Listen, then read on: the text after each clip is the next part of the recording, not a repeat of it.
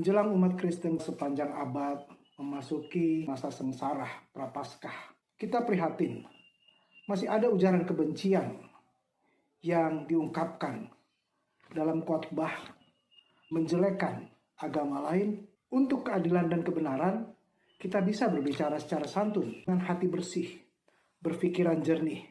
Kitab suci kamu mulai dari nabimu sampai Abdul Somad itu menghina agama kami. Hapus 300 ayat itu. Sampai dengan kemarin ada video judulnya khotbah, isinya masih terus menyerang, malah semakin keruh. Mari kita kembali kepada kisah salib Minggu Sengsara. Apakah dengan mengatakan nama-nama, ada nama Ustadz Abdul Somad, Pak Mahfud MD, Habib Rizik, kemudian menyelesaikan perkara dengan narasi-narasi kebencian yang demikian, kita sedang menolak kisah salib. Yang pertama, kisah Yesus masuk ke Yerusalem menunjukkan betapa ia sebagai raja yang punya power, yang popularitas sangat meningkat. Ia bisa saja melakukan apapun juga. Orang-orang berbondong-bondong sudah mengangkat dia sebagai raja Israel. Dia tahu dia dibenci, difitnah. Kalau saja logika yang dipakai yang penuh dengan kebencian, Yesus tidak akan naik keledai dan ia pun akan menerima sebagai raja yang diharapkan dia masuk ke Yerusalem dengan keledai. Simbol bukan kekuasaan, bukan kekerasan. Dan daun palma sebagai bagian dari penghormatan untuk sebuah upaya-upaya perdamaian.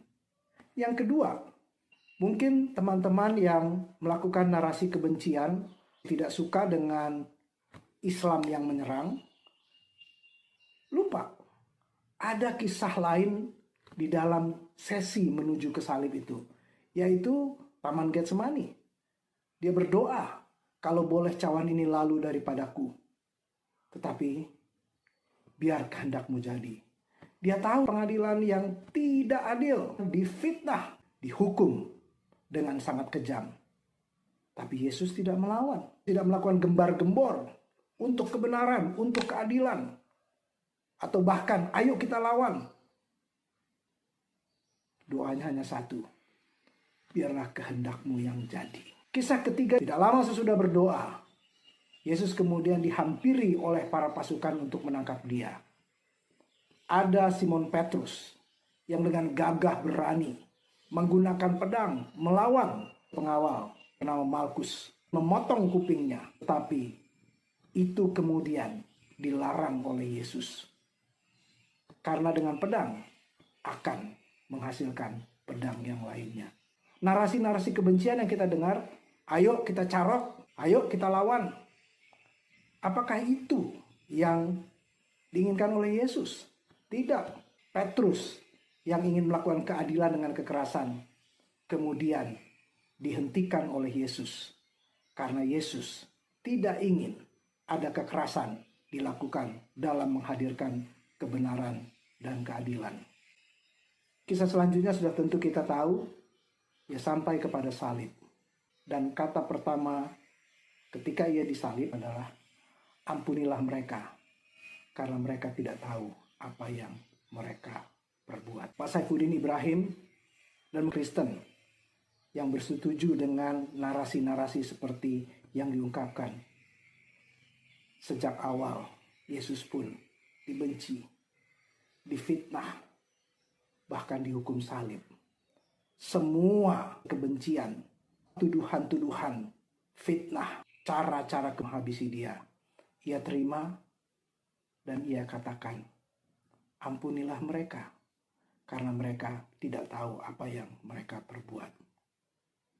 Sementara kita membalas narasi kebencian di bangsa ini, tidak semuanya seperti yang dikatakan oleh narasi-narasi kebencian yang ada.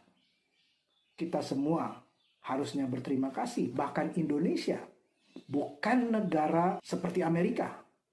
Tapi coba ingat, Jumat Agung, kenaikan Isa Al-Masih adalah hari libur. Kita diterima. Memang ada berbagai macam persoalan keadilan dan ketidakbenaran. Tetapi memasuki Minggu Prapaskah, masa sengsara. Mari kita meditasi. Apakah kita akan membalas kebencian dengan kebencian? Apakah kita sedang menolak salib di mana Yesus menerima kondisi difitnah, pengadilan yang tidak adil, dihukum secara kejam? Mari hentikan narasi kebencian. Praktekkan kasih yang ditunjukkan dalam minggu sengsara untuk kemudian sampai kepada Paskah yang berkemenangan. Semoga masa sengsara menghentikan semua narasi kebencian dan menjadikan kita bukan hanya orang Kristen yang mengasihi yang musuh dan mendoakan, bagian dari bangsa yang merayakan kebinekaan dalam minggu sengsara ini. Dengan hati bersih, dengan berpikir jernih.